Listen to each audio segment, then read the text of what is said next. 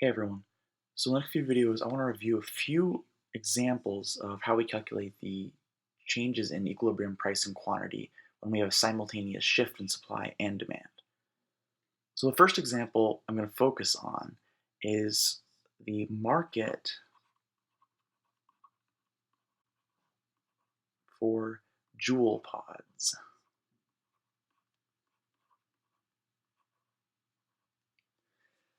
So if you're not familiar with what jewel pods are, these are the cartridges that are used in a popular brand of e-cigarettes. So we're going to think about a couple situations or a couple events that could happen that cause shifts in the supply and demand curve. So the first thing that we're going to think about is that we have an increase in the price of propylene glycol.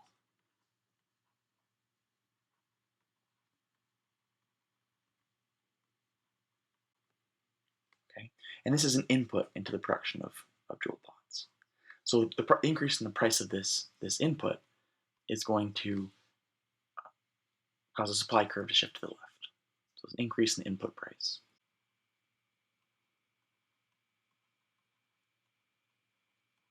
Okay, so we can illustrate that as this shift in the supply curve. So we have this starting point with equilibrium price and quantity P star 1 and Q star 1, and we have this new supply curve we'll call S2. So the shift to the left. Okay, so at the same time, we're going to suppose that something else happens, something else that causes a shift to the demand curve.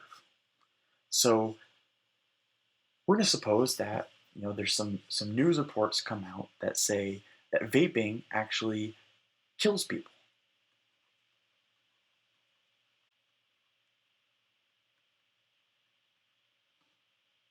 Okay, so this isn't good. This is going to change people's preferences um, about jewel pods. It's going to cause a whole shift in the demand curve. So we'll just say change in preferences. Okay, so we're going to illustrate this as a shift in the demand curve to the left.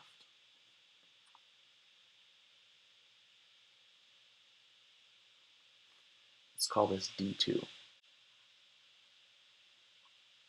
So the question is, what happens to equilibrium price and quantity? Well, we know a few things. So since we're going to have a shift in the supply curve to the left, we know the new equilibrium price and quantity is going to be somewhere above or to the left of the supply curve. So it's going to be somewhere in this area. And since we know the demand curve shifts to the left, we know the equilibrium price also has to be somewhere to the left of the demand curve. So anywhere in this area here. So if we think about where the original equilibrium quantity was, we have this Q star 1. So we know that it has to be somewhere, the new equilibrium quantity has to be somewhere to the left of this original equilibrium quantity. So we know that the equilibrium quantity is going to decrease. Okay, so we know that this new point of intersection, I should say, is going to be to the left of the original one. So I'll just say that Q star decreases. Okay, but we don't exactly know where specifically this new point of intersection is going to be. Right now, the way I've drawn it, it looks about equal to the original equilibrium price P star 1, but it could be anywhere. That's either anywhere where it's to the left of the demand curve and to the left of the supply curve.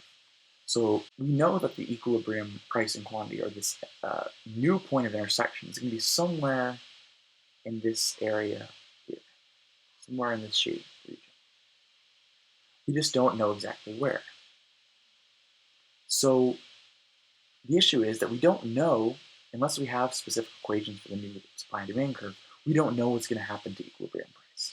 Okay, I'll just say that P star, or the effect of these two events on P star is unknown.